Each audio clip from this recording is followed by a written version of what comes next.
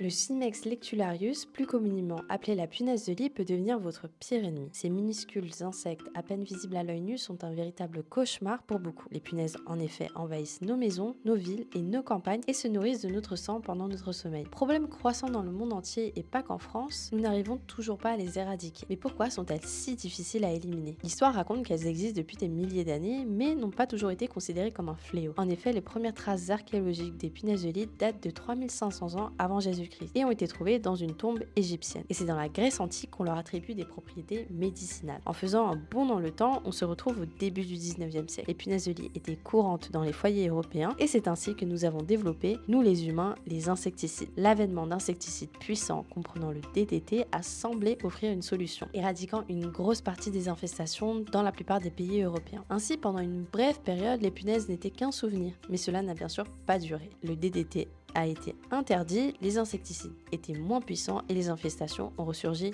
mondialement. Et cette fois-ci, les punaises avaient de nouvelles armes contre nous, comme une membrane plus épaisse à 15% pour mieux se protéger face aux attaques et des enzymes appelées les estérases et les oxydases qui décomposent les insecticides les plus courants, les rendant ainsi inutiles. Mais pourquoi les infestations nous passent souvent sous le nez? Imaginez rentrer de voyage avec une punaise de lit accrochée à votre valise. Il suffit que cette punaise de lit soit une femelle pour entièrement envahir votre maison. Car oui, cette punaise est prête à pondre des œufs, avec en moyenne 5 œufs pondus par jour, et en moins de quelques mois, cette punaise de lit peut à elle seule en créer des centaines. Mais la plupart des victimes ne s'en rendent même pas compte jusqu'à qu'il soit trop tard. Leur capacité à se cacher rend incroyablement difficile la prévention de leur propagation. Elles peuvent se faufiler dans des espaces incroyablement petits, comme derrière les plaintes, sous le papier peint décollé, ou même dans les coutures des matelas. De 2017 à 2022, l'Agence nationale de sécurité sanitaire a réalisé une enquête révélant que 11% des foyers ont été infestés par les punaises de lit. Cela signifie qu'environ un foyer sur 10 en France a été touché sur cette période de 5 ans. Et une étude du ministère de la Santé estime qu'il y a eu plus de 70 000 consultations chez le médecin en un an liées aux punaises de lit.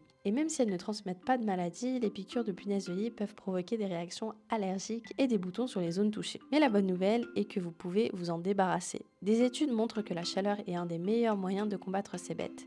Les punaises de lit sont très sensibles à la température et les exposer à des températures supérieures à 53 degrés est mortel pour tous les stades de leur vie, y compris les œufs. Arrivera un jour où elles seront entièrement éradiquées, mais avant ça, vous pouvez suivre tous nos conseils pour éviter une infestation chez vous.